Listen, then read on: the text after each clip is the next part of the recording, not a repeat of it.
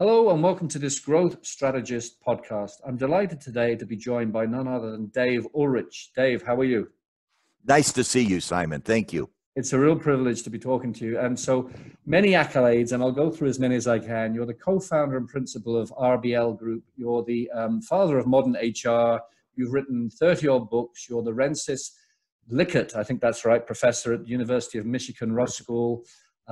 You have, your Fast Company top 10 creative people in business, top 5 Forbes coach, Thinkers 50, so many accolades. And obviously you're a specialist in HR, leadership and organizational design and many other things. So it's a real privilege to talk to you. And I just, in the first 5 minutes, maybe just give the audience an overview of you and your career and how you got to be where you are today.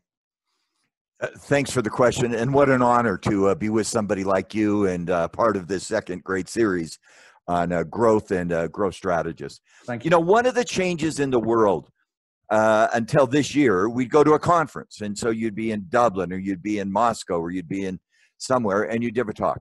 Now we're at home. Yeah. And so the comment, what's different about that? Well, there's a lot of things that aren't as good. It's fun to be in person and to feel you and to get a sense. But at home, you can do some fun stuff. For example, why, Simon, behind you, do you have the map of the world? What's the story behind that map? The story behind that is, I don't know if you can see different colors, but there are different colors denoting where different members of my family, myself, my wife, and my 2 daughters have gone to. And if we've gone in a group, it's white. And if we've gone separate, it's different colors. And it's wonderful for me to share that. It's great that you noticed it. You know, what's fun is what we have at home is the chance to see people more personally. Yeah. If we allow ourselves. If we try to use these interviews or these webinars or these Zooms, these formal discussions, we missed it. So you ask about me, let me share. That's my family at Disney World. We have 3 children, and now we have 10 grandchildren. Wow. I began in the career, you see in the background some of my intellectual mentors, Martin Luther King and Sheikh Zayed, trying to figure out a very simple question.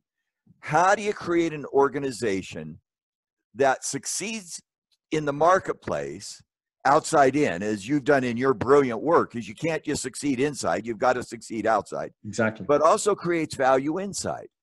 And so early in my career, I was going to be an attorney, and I've known some attorneys who've repented and become more growth strategists. Exactly.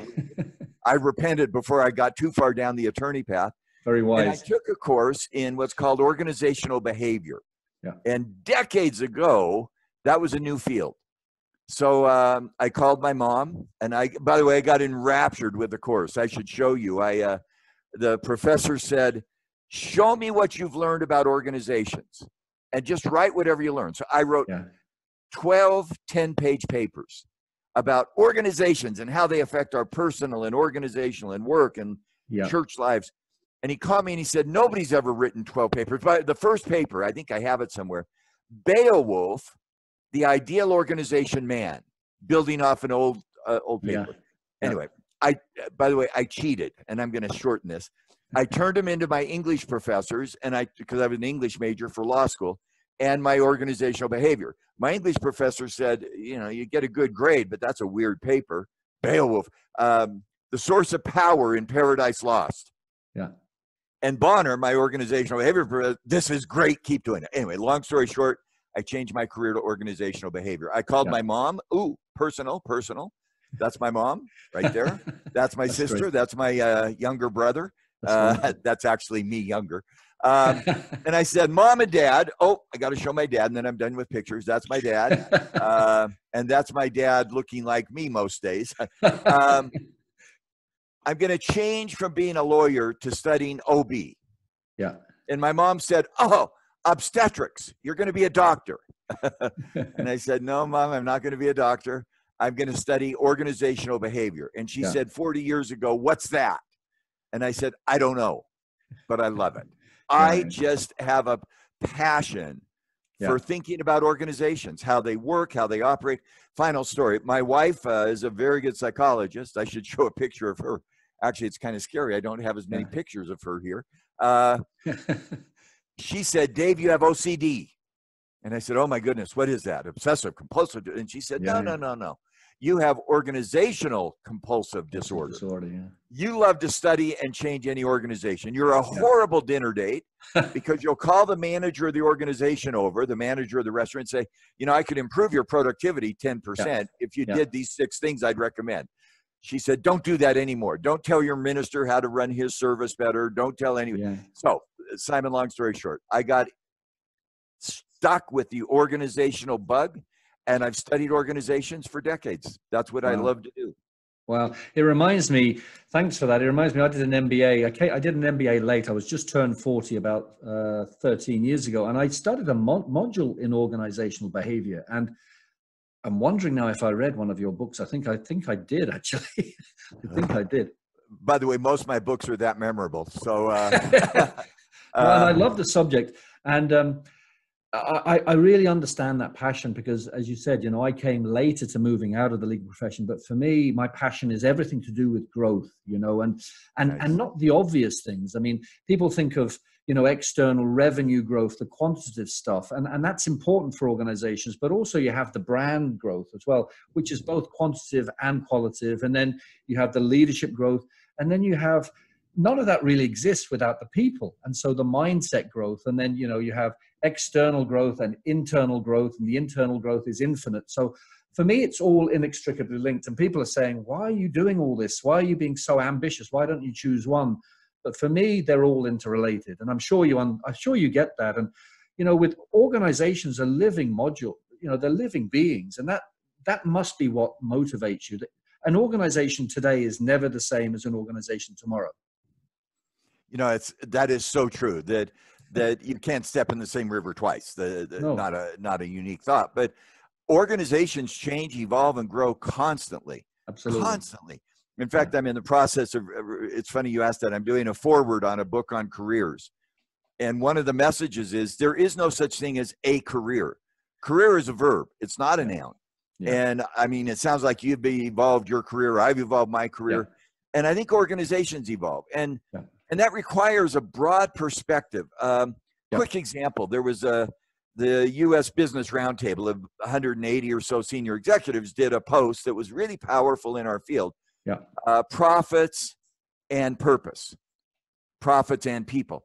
And I wrote a comment. I said, they got a word wrong. It's not profits and purpose, profits and people. It's profit through purpose, profit through people. That these are not disconnected. Monday, Wednesday, and Friday do profits. Tuesday, Thursday, and Saturday do people. No, you got to connect those. And when you talked about your growth strategy, growth becomes a connective tissue between an ecosystem of ideas. You got strategy, you got brand, you got organization, you got people. All the connections between that ecosystem of stakeholders could be around how do we grow each of those. What a great idea. No, I agree. And it's such an irresistible moving thing. And I came up when, you know, I was a senior executive for one of the big mining companies in Australia for a while. And I had to present to the board, right? And I thought, how do I get their attention? You know, they're not going to read 50 pages. So I literally came up with a triangle, and I described it as the triple R triangle. Every business is governed really, and this, I didn't make this up, although I came up with the 3 R's, but every business is governed by 3 things: revenue, risk, and reputation. And you can call them different things. And you probably are filling in the gaps now, and you're probably saying, no, there's 4th or 5th. But when you think about it, it's revenue, risk, and reputation. And that triangle is constantly moving. You know, it's constantly morphing and moving. So it's a fascinating area. And particularly today, you know, with this circuit breaker in the world, how do you see, I mean, there are so many uncertainties ahead, but where there is uncertainty, there's always opportunity. There's always accelerating technologies and accelerating thinking. I mean, how do you see this period changing how organizations are managed, how leaders think, how coaches think? Is it going to affect HR at the very highest level? What do you see happening? I think the mindset, and you used the word mindset, we've written a lot about that, the mental model, the assumptions really shape how we approach a crisis or a problem. On the one hand, you can see this, and by the way, it's not just the global pandemic. It's also in the United States, especially racial strife and civic unrest that kind of like a series of tsunamis.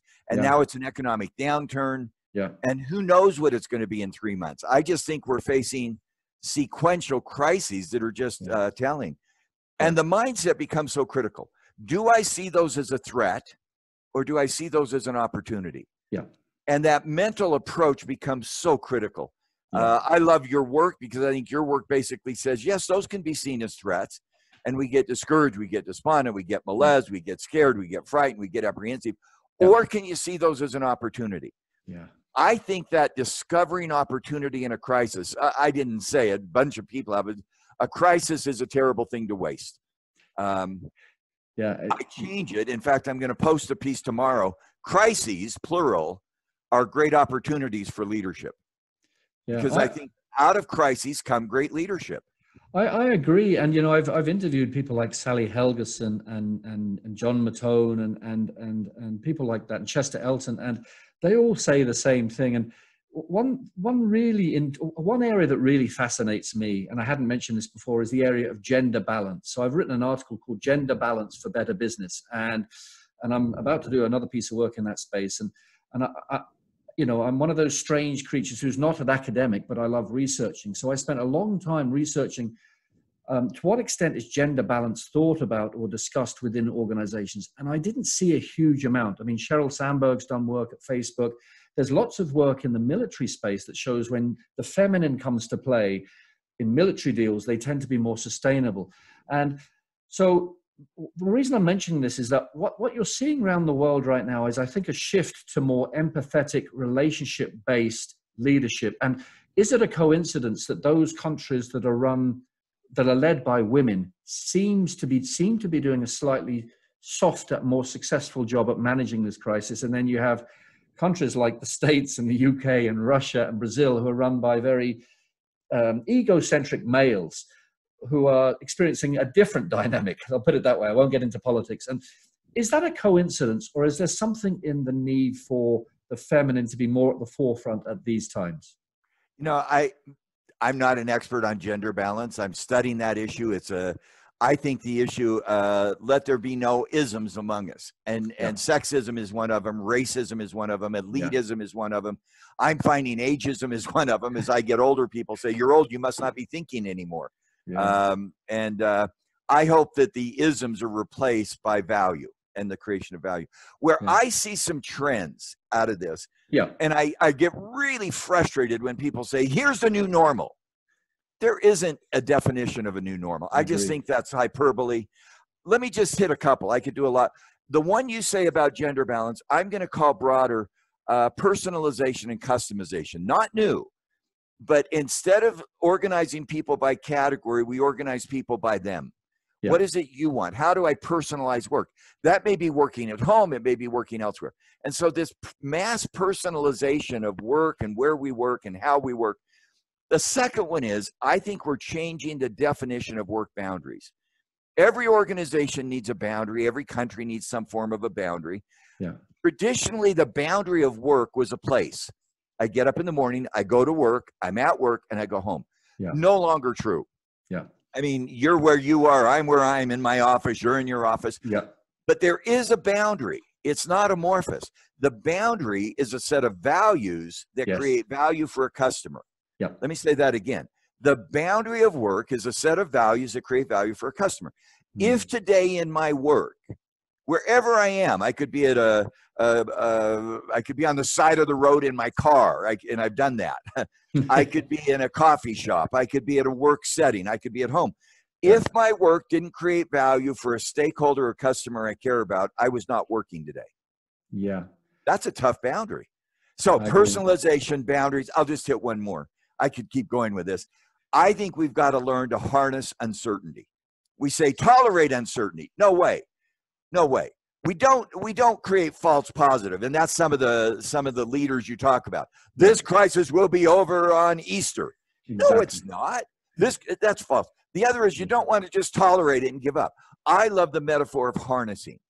You harness the sun. You harness horses. You harness in a parachute.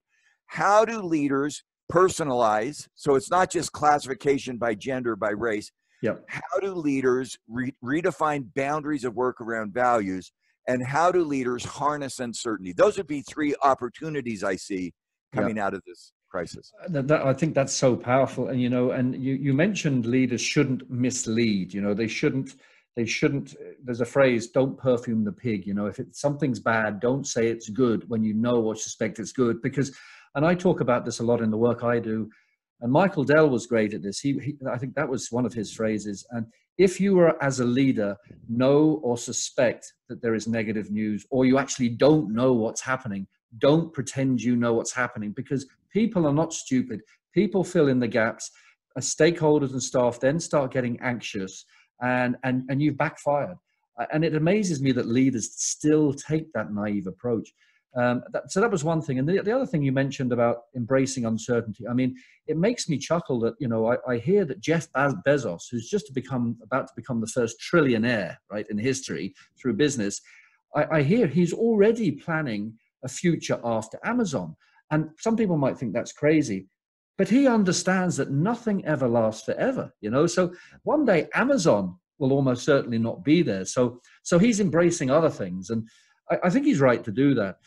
So just bringing this a little bit to a close, you know, your HR model, I mean, HR is an area that, you know, encapsulates so much within organizations. Do you see HR models changing? Or do you see, how do you see organizations being run?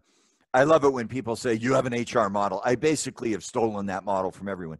And my model of HR is very different. Here's my headline. HR is not about HR. It's about creating organizations that succeed in the marketplace. Yeah. And unless and until you succeed in the marketplace and have that growth in the marketplace, there is no workplace.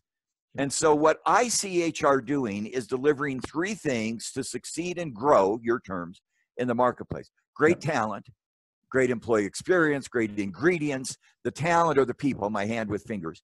Great organizations. Yeah. So talent should create an organization, and great leadership that combines the three.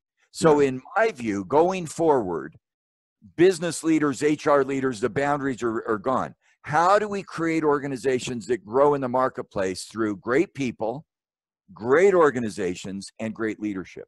And what we found, and again, you were so gracious to let me talk because I could just babble on this stuff. I still have OCD. We found that the organization, the culture, the system, the mindset, and the people has 4 times the impact and talent on long-term growth success. Wow. Let me say that again. Yeah. In HR, there's been a war for talent. We've discovered there's victory through organization. Yeah. And so when I work with business leaders or HR people, professionals whom I adore, I am an advocate of good HR. Yeah. I want to say, what do you have to do to succeed and grow in the marketplace? Through your talent, through your organization, and through your leadership. Yeah. That's it. By the way, that's the model in 100 words. and you're right. Your energy just comes across. It's amazing. And I have the same, you know, I find myself sometimes stumbling over my words when I talk because I'm passionate about, I don't think people realize that the geometrical opportunities when you think of growth through not just the organization, but the people, the leadership processes, and also the mindsets, it's geometrical. So just to bring this to a close, if you were going to whisper 2 or 3 words of wisdom to an aspiring HR leader coming out of this crisis to really set them up for as much success as possible in their career, what 2 or 3 things would you say? You know, it's a great question. A few years ago, I had an unusual privilege of being a commencement speaker at a couple of universities. And I don't have a life story. I'm not Stephen Jobs who created, by the way, if Stephen Jobs was the commencement speaker and came back from death, I would go. But I don't have I had normal parents. I showed you my pictures. Yeah. So I said, I'm going to give you 4 questions that are the foundation of my coaching, and I'll do them quickly. Yeah. What do you want? If you don't know what you want, somebody will define it for you. That's your passions, your strengths, the things obviously that excite you, that excite me. Mine is to learn and to create value. Number 2, who do you serve? If what you want isn't making somebody else better, you're going to have an empty life. Who do you serve? Yeah. Leadership is not authenticity. Leadership is the creation of value that they discover authenticity. The brand is not your brand. It's that you help others create their brand. Number 3, how do you build? What do you want? Who do you serve? How do you build? Do you put that into an institution? Do you build an institution that outlives you? Yeah. And number 4, where are you on your journey? Where are you? It's And I'm sorry to do this, but I'll do it real quickly. There's a great line in the Bible that has impact for anybody of any religion or not religion. Adam and Eve are in the Garden of Eden. They make a mistake. They partake of the fruit. We've heard the story. Yeah. God comes to visit, and he says, Adam, Eve, where are you? For 40 years, I thought they were hiding behind a bush. Well, guess what? God can see behind a bush. I mean, so, and I don't mean God in that myth or that lineage ask stupid questions. Where are you in your journey? You made a mistake. Where are you? And that's for me the fourth question. What do you want? Yes. Who do you serve? How do you build? Where are you on your journey? I think that question is just profound because it allows you to learn and to recover and to get better. That's so powerful. So thanks so much for your time. With that, how do people find out more about you and read more about you? I decided a couple of years ago, after 30 books and nobody reads, I go on LinkedIn. And so follow me. Try not to connect with me. I've reached that connection. LinkedIn is good. Yeah. Or through the University of Michigan. I am privileged to be on the faculty there. Yeah, that's perfect. It's been a real privilege talking to you. I could talk for the next 3 hours. Your energy is amazing. But I'd love to keep in touch. And thanks again so much. Thank you. Thank you. Thank you.